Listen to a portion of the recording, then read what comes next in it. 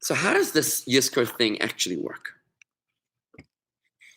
So far, I'm hoping that I've been able to explain to you, and I'm hoping you can identify. Can you relate to that metaphor of the virtual community that we've evolved? I think it's such a perfect metaphor, my friends, to explain what's happening now with our loved ones on Yizkor. You know, if you're going to be adamant and say, I don't care what the rabbi says, I am going to stand outside the shul. I'm going to pray the same way that my parents and grandparents and great-grandparents prayed. I'm going to pray the same way. And you're going to show up to shul on tomorrow. You're going to stand outside the door and you're going to show them all. It's not going to work. You're not going to be able to connect to Yizkor. You're not going to be able to connect to the minyan. The minyan is not outside the door. The rules of the game have changed. And if you're going to say, I don't care what the rabbi says, I'm still going to eat milk cookies instead of Yizkor. That's how I'm going to connect with my mom. Sounds good, but you know what I mean? That's not where mom is. Right now, mom's on Zoom. She's waiting for you to answer that call. And if you're not answering the call because you're busy eating the milk and cookies, you're going to miss the boat quite literally. So I hope that that makes sense, friends, to you, and that you can relate to that analogy. I really like that analogy. So good. You might have noticed. Fine. Again, feel free, friends, to challenge me, ask me questions, disagree with me, and we can make this happen. Okay. I'd like to dedicate this lesson, by the way, to the memory of so many of our loved ones that we've lost in this coronavirus. Rabbi Leibel Groner is the Rebbe's secretary for so many years.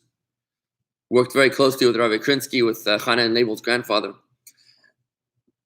to just countless individuals that have passed, young and old. It's just such a devastating blow to their memory. And to the memory of Lori Kay, who last year in Chabad of Poway went to Shul to say Yizkor for her mother, I believe, and ended up losing her life during that attack in Poway on the last day of Pesach last year. And let this year's Yizkor be to her memory as well, in this class. So what is Yizkor? We do this 4 times a year. 4 times a year. I'm just going to, before I do that, so 4 times a year we do it. It happens during the 3 main Jewish holidays, and they are the last day of Pesach, the last day of Sukkot, and the last day of Shavuos, which is the second day of Shavuos. And we also do it on Yom Kippur. That's 4 days a year. It's a cherished service because it connects with our loved ones, no matter how religious or irreligious, how completely non-observant people are. They will come to Shul.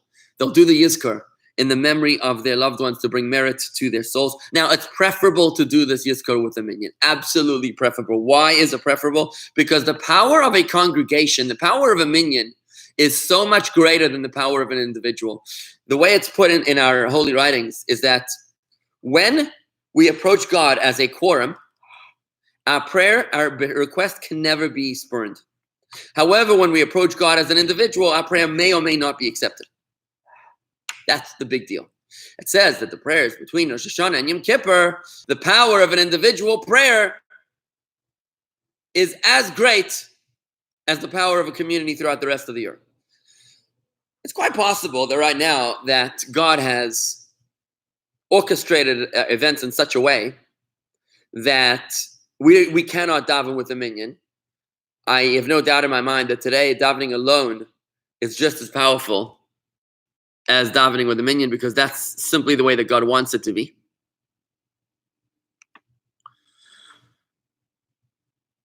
But generally speaking, and that's why certainly the Yizkor this year you should do by yourself. Absolutely, you should do it by yourself. But the power of the minyan should not be mitigated. Also, in the presence of saying the Yizkor in the presence of the Sefer Torahs is also with them where they are now. Remember, it's like having a Wi-Fi connection close to your Zoom Seder, close to your Zoom video conference with your kids, grandkids, that when you're close to the Wi-Fi, when you're close to the Torahs, it helps to strengthen that connection. Stuart Klein, good morning. Welcome to our Torah study today. Bet Tefillah, good morning. A rabbi and community connecting with Yizkor. I'm not sure who Bet Tefillah is. Is that Bet Tefillah Atlanta? I don't know who that is. And Elaine says also Rabbi Bakshi Doron, a former chief rabbi of Israel, who's also now on another plane, lost to coronavirus. Not lost to us. moved upstairs. Let's try to redefine our perception of death. So let's be clear. The Torah, the code of Jewish law, does allow us to say Yizkor without a minyan. Not only this year are we allowed to say without a minyan, but this is actually how God wants it to be this year. Remember, we never find ourselves in a situation. We are where we are because we are meant to be there. And this year, God apparently wants us to say Yizkor on our own. God wants us to do it this way, and that's how we're going to do it.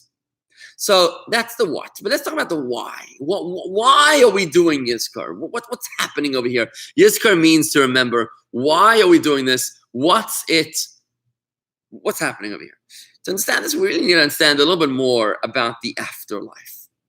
As Jewish people, we know that our souls are literally a piece of God. And like God is immortal, indivisible, and indestructible and eternal, so too are our souls.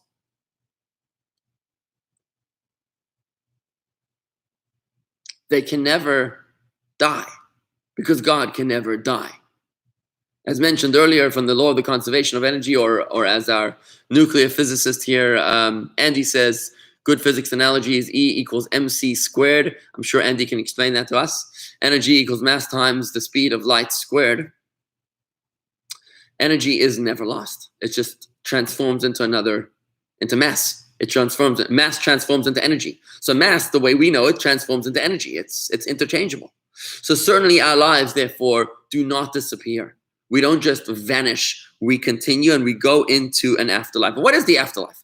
Let's talk about this a moment. Just like life in this world, no two lives are exactly the same. So too in the afterlife. It's unique and it's custom.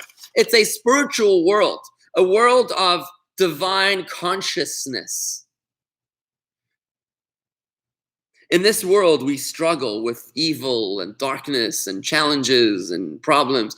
The afterworld is a world of emes. This is called the world of sheker, a world of lies. And the afterlife is a world of truth. There's no darkness. There's no evil. There's just purity. There's goodness. There's holiness. There's just wisdom and higher consciousness. But the entry level of a soul into the afterlife is shaped by the actions of the soul in this life. That's a very important concept to understand. As much Torah as you studied, as much mitzvahs as you observed in this world, that's where your entry level is into the next world. Think about an immigrant coming to the United States of America. Where would they place him? Would they send you to Wichita, Kansas? Or would they send you to Palm Beach Gardens, Florida? Would you get a 12,000 square foot mansion here? Or would you get a tenement apartment in the Bronx? It all depends on where you're coming from, right? So when you go to the Golden Medina, when you go to the Promised Land, to the afterlife, to Gan Eden, the Garden of Eden, that all depends on how you lived your life. And that's the judgment, not the Christian concept of judgment, which is evil and harsh and eternal damnation. We don't believe in any of that stuff. Our judgment is just to know where to process you, where to put you. So do you need a little more cleansing? That's when they send you to purgatory to clean up a little bit, like through a dry cleaner, not for evil punishment, but just like a dry cleaner. Sometimes they need to send you back to this world because you've got unfinished business. That's called a Gilgul. It's the reincarnation for a tikkun, a repair. That's another class for itself. And sometimes you're good to go straight into heaven. You're good to go. By the way, to get into heaven, typically you need to finish the 613 commandments. That's how the Arizal explains it. And to do the 613 commandments, you might need more than one lifetime. The Arizal tells us that all of our souls have been here before. We've all been here before. If you have a fascination with some era of Jewish history, the Holocaust, the Spanish Inquisition or something, you probably were there. And we are now multiple lives right now, and we've got to finish the mitzvahs, the 613 mitzvahs, to be able to let us proceed into the next level, which is to give us access to heaven, to Gan Eden. And once we get into the afterlife, you're in a constant state of growth. You keep on growing. Every day there's the greater elevations. Remember, we said the human soul can't be trapped in a box. You're constantly growing with higher consciousness and divine awareness. That's what's happening in heaven. So on the one hand, it's not passive, but at the same time, it's also not active. Why? Because a soul can't self-elevate. It's a little bit like an airplane, which is on autopilot. The way it's programmed, that's how it keeps on flying. So to our souls, the way we enter heaven, that's where we go. That's the trajectory we go in to keep on elevating. But we can't self-elevate beyond our pre-programming once we've been judged and entered into the computer system into heaven.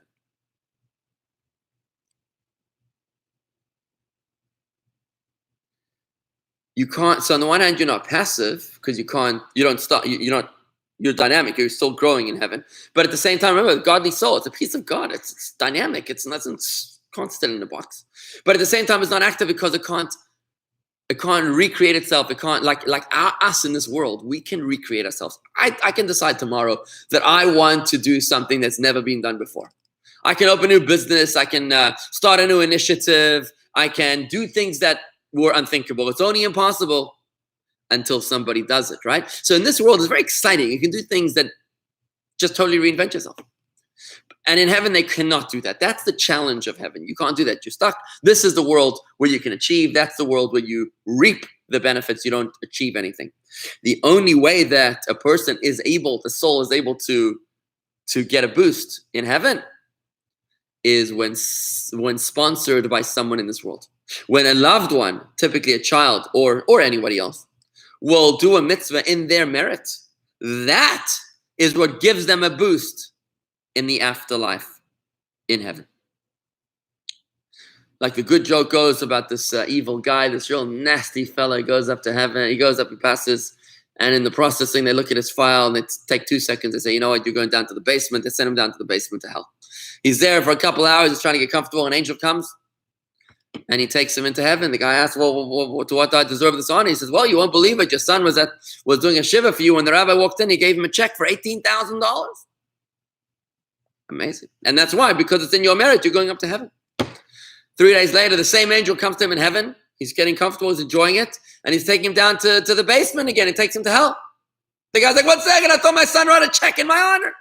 So the angel looks at him and he says, the check bounced. Rob Berger, why does God want us to observe Yizkor alone, but does not allow us to say Kaddish without a minyan? That's a very interesting question. Very, very interesting question. Let me just look at the other comments a second. Wayne posed this here. Stephanie Stolman, does this mean that we all have to come back as Chabadniks or ultra-Orthodox so we fulfill all 613? I'm going to get to your point, Andy, in a second. And the answer is no, Stephanie's. God knows what he's doing. I think the Chabadniks are the one that in a previous lifetime, maybe they were so evil that we have so many mitzvahs that we have to catch up on. I needed to come back as a Chabad rabbi to finish up all my mitzvahs because I needed to do a lot more than you need to do in this lifetime. Who knows? I don't know. But the point is that as once we understand the context of why we're here, where we're coming from, and where we're going, it's then that we can start putting things into perspective to be able to understand what's happening over here and what we need to be doing. So I don't know. Listen, Stephanie, your grandson's learning tremendous Torah. Tremendous. He's learning the book of Chinuch. Oh, it's amazing. Your son, your kids, it's amazing what they're doing. Stephanie, keep up the mitzvahs. Keep on going. Keep on trucking. Wayne posed, I'm glad that you're here. Just keep on going to your 613 over there. So to answer Rob's question, so why is it that Yizkor is done with alone, but Kaddish, we're not allowed to say without a minyan?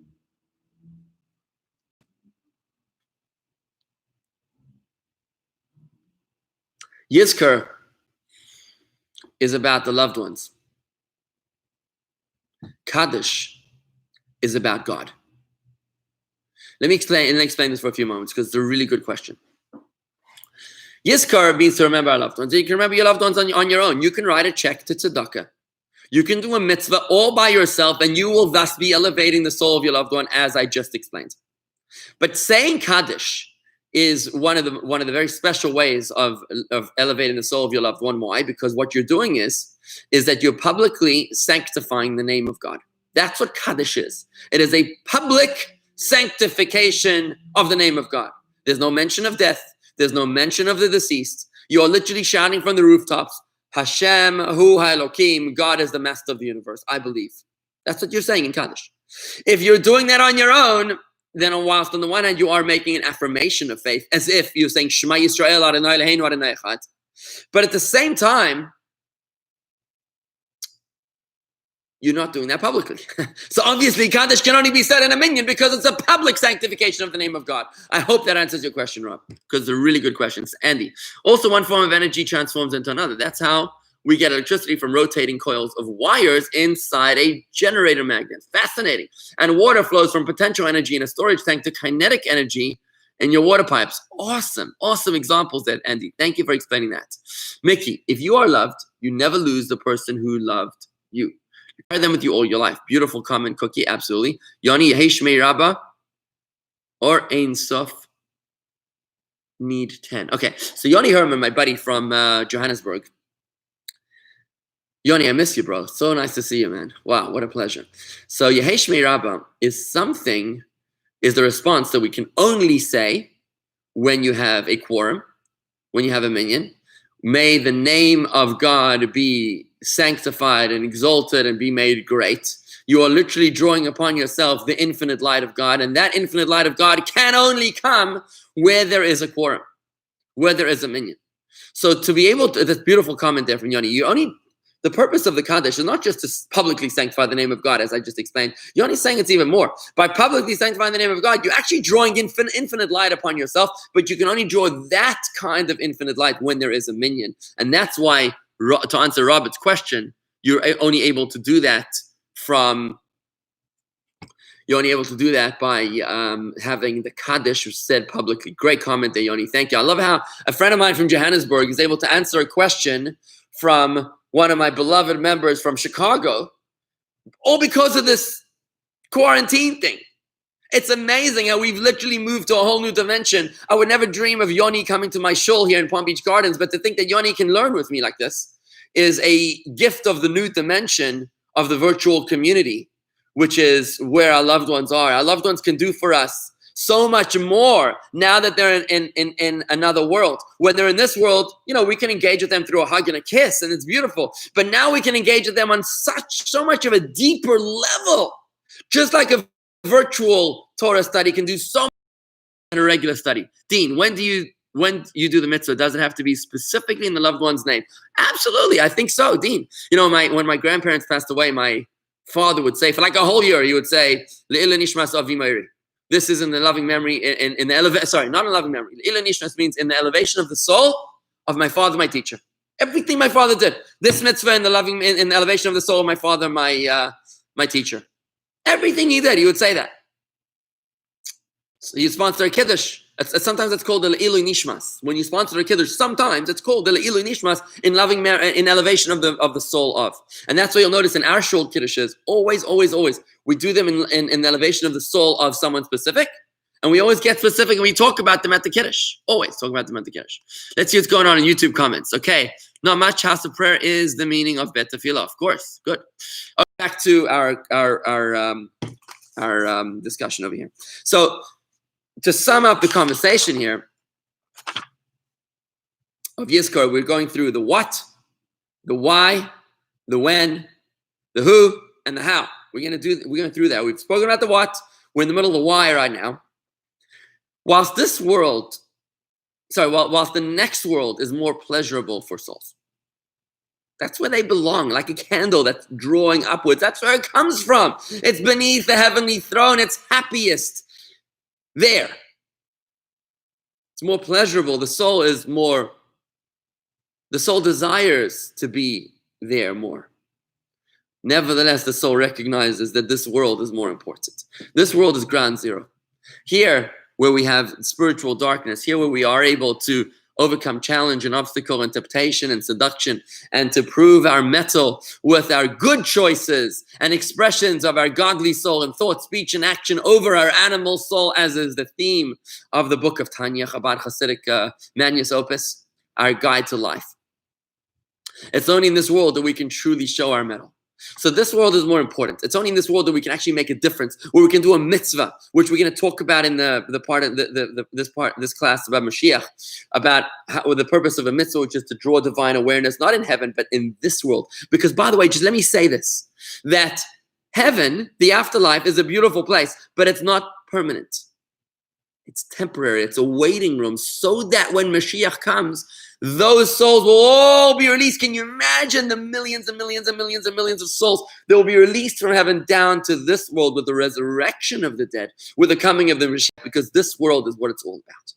This world. When we do a mitzvah, we are uncovering godliness and holiness in this physical world, which is the ultimate purpose of creation. And that's where we will be reunited with our loved ones. We don't want to be reunited with them in heaven. We want to be reunited with them down here in this physical world. And that's what Mashiach is all about. That's this connection between Yizkor and the coming of Mashiach, the past and the future. It's all coming together as one. You can't do mitzvahs in heaven. That's why when you go to a cemetery, if you wear your tzitzis, your tzitzis strings outside of your pants, you're supposed to tuck them into your trousers when you go into a cemetery. Why? Because you're kind of making fun of the deceased by letting your tzitzis fly in the air. That's why you tuck them in. But when it comes to a cemetery, you acknowledge the fact that the deceased can no longer do mitzvahs. It's only when we do mitzvahs for them, that's when they're able to get that boost, when they're able to be elevated in heaven. Now, this, by the way, is the extraordinary power of children, because primarily it's the children that will elevate the souls of their parents, because just about anything that a child does is to the merit of the parent. The parent gave you life, brought you to this world, educated you, hopefully, and therefore everything that you do serves to automatically credit their account. And whatever mitzvah you do, especially in the first year of mourning, but especially on the yard site, and in general ever, whatever you do for a loved one, you're elevating their soul in heaven in a way that they cannot honor themselves, cannot elevate themselves. And that's why, in this world, you're supposed to honor your parents by doing what they want. During quarantine, you're supposed to go buy them stuff and bring things to their home and, do whatever you need to do. How you honoring your parents in this world.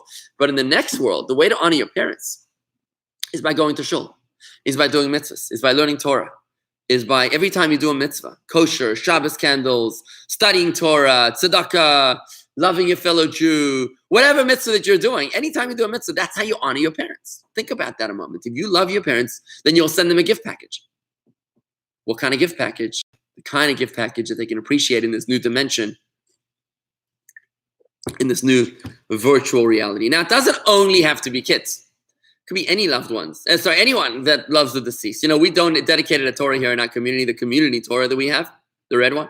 It was dedicated in loving memory of all those who died in the Holocaust who were never remembered. Anyone who died in the Holocaust was never remembered. Dr. Ron here, our Chazan in the mornings, he always makes sure to say Kaddish for the people who have no one to say Kaddish for them. And our Torah was dedicated in loving memory of anybody who had no one, who was never able to be remembered. We're trying to be a catch-all to elevate all the souls who were never remembered. Anyone can dedicate, can elevate the soul of anyone else. Just surgical strike. Identify who it is that you want to be elevating and go for it.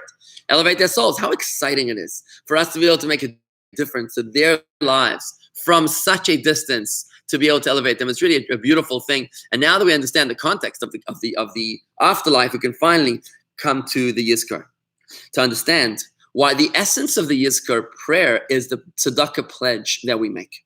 It's a very short prayer.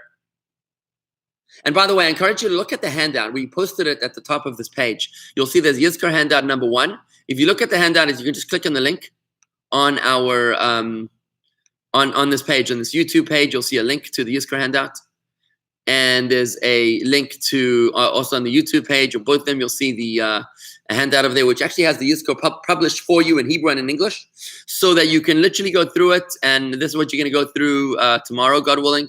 Not tomorrow, I'm sorry, on Thursday, when you say the Yizkor. So let's take a look at this.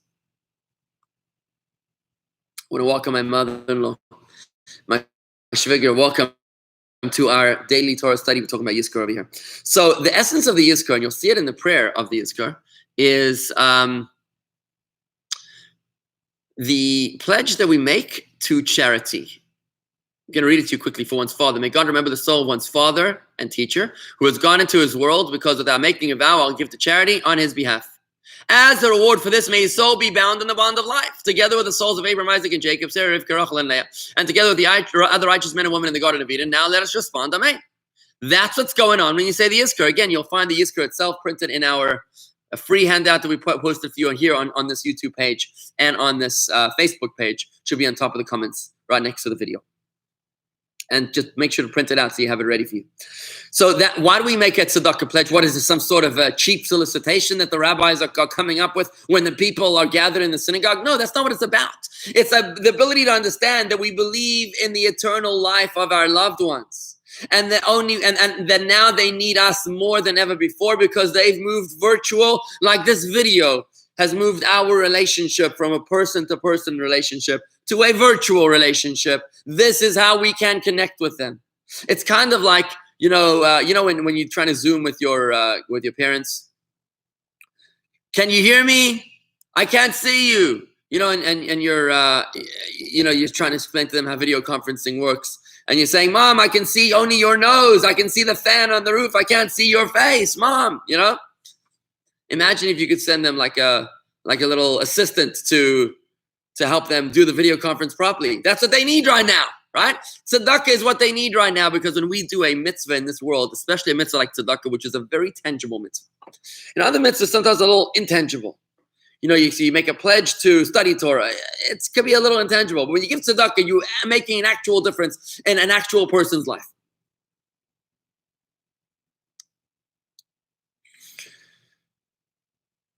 By the way, if you know of anybody in our community who's going through difficult times right now, being laid off or challenging times, who needs financial assistance, please contact me privately. We'd like to help. Send me an email to rabbi@jewishgardens.com. That's rabbi@jewishgardens.com for private and confidential assistance to anybody who's in need. Financial need. These are very difficult times, and we are all for one and one for all. We're together not only in the good times, we're also together in the tough times. And we have made arrangements to help people who are going through difficult times financially. If they're in genuine need, please let me know. You, yourself, don't be embarrassed. Say it's just between us. If you're in financial need, or if you know someone else in financial need in our community, please let me know. Send me an email, rabbi@jewishgardens.com. We'll take care of it privately and with dignity. When you do tzedakah, you're helping people in a very tangible way. And that tangibly elevates the souls of our loved ones up in heaven. And heaven knows that now more than ever, the people need charity. And the shuls and the Chabad houses most certainly need charity. Income has screeched to a halt. I can tell you here at the Chabad, it is difficult times right now. And any donation sent to the Chabad would be so very much more appreciated. They're always appreciated, but extra special appreciated at this very challenging time when it's really, really difficult. So please remember your shul as you do tzedakah, as you elevate the souls of your loved ones. And I want you to realize, how much tzedakah should you give? It all depends on how much you love your loved one. Is it a 14th cousin 7 times removed? But it's your mother, for heaven's sake. How much is your mother worth? It's a difficult question. Think about it. How much can you give? How much? It's not because of the recipient. It's because of the giver. It's because of who you're elevating. Think about the one that you're elevating when you're giving this tzedakah, because your tzedakah is actively elevating the soul of your loved one in a way that is tremendously meaningful to them and so much needed at this time by your loved one. Okay. Again, if you just joined us, we're learning a Yizkor DIY. We're going through do-it-yourself Yizkor. Why? Sorry, we're doing what, why, when, who, and how. We've spoken about the what and the why, and now we're moving on to the when, the who, and the how. When did Yizkor start? So according to our research, it seems like the Yizkor was instituted as a prayer during the Crusades, around the 13th century. In the aftermath of the tremendous suffering that the Jewish people experienced when the Crusaders swept through villages and towns and cities of Jewish people, massacring millions of Jewish people, and there were casualties that were uncountable. So they decided to institute a Yizkor prayer, which we actually say, by the way, every Shabbos, just before Musaf, just before the rabbi's sermon. It's just before Ashrei. We say, we ask God to remember all those whose blood was spilled and that their suffering should be avenged. That's really a predecessor of the Yizkor prayer. We still say it every single Shabbos. But at that time, when the Yizkor was instituted in the 13th century to remember the loved ones that were taken away so tragically, it was actually at one time instituted to be recited every single Shabbos. And slowly it evolved into this 4 times a year. Why do we do it 4 times a year? Because on the 3 major Jewish holidays, when we say it, the last day of Pesach, last day of Shavuos, and last day of Sukkot, those are the 3 times of the year that we read in the Torah the verse that says, Ish kematnat yado, each person shall bring to the temple as much as he can afford according to the blessing that your God has given you. When we read those words that give as much as you can forward, that's when we say the Yizkor prayer. Because Yizkor is essentially connected to the tzedakah pledge. We had a Jew here once who said to me, Rabbi, if you ever make a solicitation appeal at Yizkor again, I'm never coming back to shul. I said, listen, my friend, I'm sorry that you misunderstood the context of the appeal, but this is not about the charity receiving, the organization receiving the charity, as much as it is about the ability and the conduit and the tool to elevate the soul of your loved one. That's what Yizkor is about. It's not just sentimental Yizkor. It's actual. It's tangible. You're making a real difference in the soul of your loved one. You're giving a hug to your mother when you make a tzedakah pledge. And I will never take that away from the service. I unfortunately haven't seen this guy in a while, but I had to be clear with him. I had to say, listen, that's what Yizkor is about. It's not about the appeal. It's not about the solicitation. The solicitation is the tool through which we can uplift and elevate the soul of our loved one.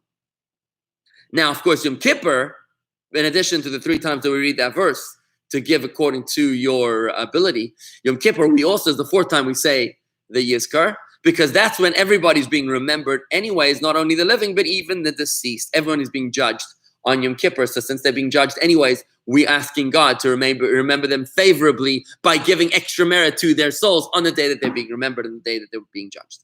Okay? So that's the when. Now let's go on to the who. When do we do the, who does the Yizkor? The Yizkor happens just before Musaf on the last day of Pesach. That's on Thursday. Normally it's preceded by the rabbi's sermon. You're getting the rabbi's sermon now instead of on Thursday. Every cloud comes with a silver lining. Mickey, that one's for you. And it's said by anybody who lost a parent. Even if you lost one parent, you recite the Yizkor. Certainly if you lost 2 parents, you recite the Yizkor. Now, what happens to the people that lost someone within the past year, within the past 12 months? So there's different customs. Our custom, Chabad custom, is that the person who lost a loved one within the past 12 months stays in the shul for the Yizkor, experiences the Yizkor, but they just don't read the Yizkor. So in a shul setting, you would stay there for Yizkor. You wouldn't leave like people whose parents are alive. They leave. So such a person would stay inside the shul and just experience the Yizkor without saying anything. The reason for that is because they're being judged anyways. This entire year is a year of judgment, 12 months. The reason we say Kaddish is because a person can't be in purgatory for more than 12 months. Typically, it's 11 months. And that's why you say Kaddish for 11 months, to merit their soul with extra merit every day for the duration of their stay in purgatory, in Gehinnom, if they're there for the max allowed time, which is 11 months. They don't normally give visas for more than 11 months into purgatory. So that's the reason that you'll stay then shul, because they're being elevated anyways through the daily Kaddish. The reason that the people but certainly such a person would donate to elevate the soul of their loved one. They just don't need to verbalize the Yizkor. They just don't make the donation to elevate their soul during that year of remembering. And like Cookie mentioned earlier, our loved ones are always in our hearts. Certainly in the year after, there's no need to remember them because they're certainly very raw in our minds and in our practices of remembering a loved one in the 12 months that follow losing a parent. Now, why those whose parents are alive leave the shul? Various reasons. I heard a beautiful explanation once. It's in order to allow the room to vacate the seats, to allow the souls of the deceased to enter. Also, it's a concept of ayin hara. There's an evil eye. If your parents are alive and you stay in the shul, it could be an evil eye. So that's why it's very important to leave the shul during the recitation of the Yizkor if your parents are alive. Another reason would be that it's disrespectful to be serving as a spectator to people that are going through a very emotional service. Remember the loved ones if you're not feeling emotional. And a third reason is because on Yom Tov we're supposed to be happy. And saying Yizkor for your parents is a very emotionally charged experience. It's actually cathartic. So for people whose parents have passed, it's cathartic to remember their loved ones. And it's, in a sense, there's a sense of joy to that, knowing that you're making a difference and elevating their souls. Remember, with the proper context of the Yizkor, it's not just an emotional, sentimental remembering of what you had and what you lost. Yizkor is very much in the present tense. It's remembering them today and making a difference for them today and in the future. It's an ongoing relationship, which is actually very joyous. But those who are not saying Yizkor, whose parents are still alive, are only seeing the sadness from a distance. They're not experiencing the elevation of the soul of the loved one, and that's why they should leave, because that would be a mitigating factor for the joy that you have to be experiencing on during Yizkor. Sorry, during the Yontif. Okay, let's move on to the how. How do you say Yizkor? And I think that's our final question on the Yizkor component of our conversation of the Yizkor DIY class. Again, if you've just joined us, we are learning about the Yizkor DIY, how to do your Yizkor all on your own. We've explained the what, we've explained the why, we've explained the who, and we've explained the when. Now we're going to explain the how. We're going to explain the how right now. So how do you do it? First of all, on Thursday morning, you should recite the morning service. Say Shachris, daven Shachris. Something very beautiful about davening on your own these days. After the morning service, take a moment to meditate and reflect spiritually on what we've learned about today. To connect emotionally with your loved ones. Think about the spiritual connection. Then, once you've done that, remember, download and print the Yizkor handout that we've posted at the top of this Yizkor page. You can actually find it at jewishgardens.com/Yizkor handout. That's jewishgardens.com/Yizkor handout. You can print the Yizkor. Make sure you know which Yizkor you're saying for a father, for a mother, a male relative, a female relative, extended family. There's for martyrs. There's different kinds of Yizkor for an individual, for a group. There's different kinds of Yizkor over here, obviously. And you can pick the one that's right for you. Okay. Rob, I didn't understand your comment on YouTube. I'm Ali61. I don't know what that means. In any event, I'm moving back, Mickey, to Darabah. Good. I'm glad you know that you're being remembered when we're not doing a sermon. So, once you've meditated and emotionally connected, think about the loved one. You maybe sing a song, a melody that can inspire you to connect spiritually with your loved one. Then meditate about the emotional, the eternal component of your loved one's soul. Think about how they live forever. And meditate on the analogy of our shul, of our relationship, me and you right now, moving from a handshake relationship to a video conferencing relationship. Meditate on how you and your loved one did the same exact thing. You moved from a handshake, hugging, kissing relationship to a Yizkor conferencing relationship. We've moved virtual. Meditate on that metaphor. Think about how they've moved upstairs. They've moved to another country. They're alive and well. They're just in another form. And the way we connect with them right now is through Torah and mitzvahs, because they're living in a spiritual world of godliness and divine consciousness. And what they need is our mitzvahs right now. They don't need your milk and cookies. They don't need your photographs. They don't need you to take a walk in their favorite park. That's going to make you feel sentimental remembering their past, which is cute and nice. But if you want to make a difference for them now, in the here and now, you'll do that through Torah mitzvahs. And that's what I want you to meditate on before you do the Yizkor. Then, open the text and recite the Yizkor text carefully, mindfully. Read it word by word. Try to read it in English. See if you can read it in Hebrew. After you say the Yizkor, move down to the Kel Moli Rachamim prayer. To the Kel Moli Rachamim prayer. It's interesting. We actually have security that's texting me right now. He says he sees me in the shul, and he sees my car outside, and he's checking on me that I'm okay. So that's so nice of him to check on us during this time of where they're worried about maybe anti-Semitism. So we're having added security here. This is through the Jewish Federation. So thank you to the Jewish Federation, to Michael Hoffman, for sending us this extra security. And I'm just telling him that I'm good. So you'll see that if you go down on the Yizkor handouts, there's something called a Kel Moli Rachamim. So after the Yizkors, which end on page 5 and 6, you'll see that on page 7 there's a Kel Moli Rachamim, a memorial on page 7 and 8, a memorial for martyrs and for individuals, and you can add those various paragraphs for to mention the names of your loved ones as well. And then also there's the Barackman Prayer, which we do for all the countless martyrs, which I mentioned to you earlier. The people that were killed and to avenge their blood. Then I want you to think about another moment to contemplate your present connection. Like I said earlier, contemplating your present connection to your loved ones through this Yizkor prayer, and make that mitzvah pledge.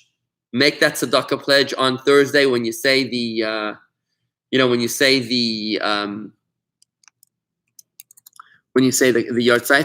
the Yizkor.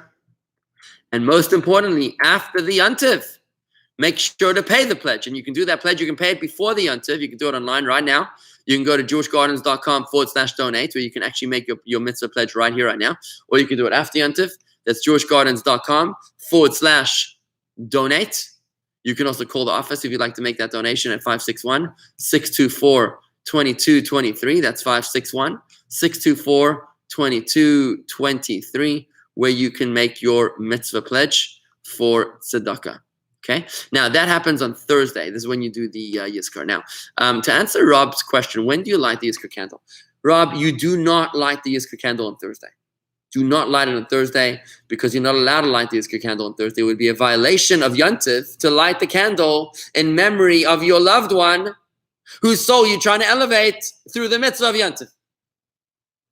When you light the Yizkor candle is tonight at candle lighting.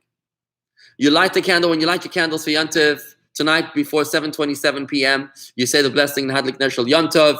When you make the candle lighting like you do before Shabbos with the Yom Tov blessing, you'll light a Yizkor candle. And either it's a 3-day candle or it's a 1-day candle, and you can actually have 2 of them, so that tomorrow, when it starts to burn out, you light a second Yizkor candle from a pre-existing flame. When you light your candles tomorrow night, after 8:20 something, let me see what time that is. Tomorrow night, when you light your candles after 8:21, you light them from a pre-existing flame, and therefore, when you light them from a pre-existing flame, you use the yahrzeit candle from tonight that will still be burning tomorrow night to light your candles tomorrow night. And that's when you'll light a second Yizkor candle for the next 24 hours. So that way you'll have your Yizkor candle lit already from before Yontiv. But you definitely don't want to be lighting your Yizkor candle on Yontiv, because if you do light it on Yontiv, you're violating the Yontiv. If you're lighting it from a fresh flame. And if you're lighting it from a pre-existing flame, you're good. But if you're lighting it from a fresh flame, then you're violating the Yontiv, and thus counterproductive to the purpose of elevating the soul of your loved one. If you're violating the Yontiv to elevate their soul, what's the point? So therefore, light it tonight and light it again tomorrow night from a pre-existing flame. And that way you've got it for the next 48 hours. And that's when you light the Yizkor candle. Okay? Hope that answers your question. Is there a prayer for the Yizkor candle? No. No, there is no prayer for the Yizkor candle. It's a meditation. You light it, then you meditate upon what we spoke about. Earlier. And that, my friends, is the purpose here in the Yizkor. We've answered our what, why, who, when, and how. And remember, it's all about remembering the current relationship with our parents, with our loved ones, to elevate their souls through mitzvahs right here, right now. And make sure to pay that pledge. You can do it online at jewishgardens.com/donate, or at 561-624-2223. When you act, that's 624-2223. By the way, 561-6-Chabad is a short way to remember our phone number, 6-Chabad. That's 561-6-Chabad. But the main thing is to actually remember that by doing the mitzvah, that's how you're connecting to your loved one. And this is something which the way you want your children to know as well. Will your children say Yizkor for you? Sorry to be a little macabre here, but will your children know how to say Yizkor for you? When they see how you observe Yizkor, when they see how you understand the Yizkor. Remember what Chabad is all about? Chabad is idea, understanding, and realization. It's logic. It's understanding the mitzvahs. That's what we've done to Yizkor. We've understood the context of Yizkor. And then when you understand the context of Yizkor, I want to encourage you to share this with your children, that they should understand the context of Yizkor, so that they too can elevate your soul noch 120 after 120 years. And with us, friends, do you have any questions? Anybody here got questions about where we stand, what's going on over here? Have I said anything which you found controversial, surprising, alarming, comforting, perhaps? Please give me your comments there. Mickey is saying Cookie has a yahrzeit on Friday. When does she light that candle? So whenever you have a yahrzeit, you always want to light the night before for the 24 hours, right? So there, in the case of Cookie, she would want to light after nightfall on Thursday night. Now, nightfall on Thursday night is at 8:21 p.m. The holiday ends at 8:21 p.m., and therefore Cookie should be lighting her yahrzeit for Friday on Thursday night after dark.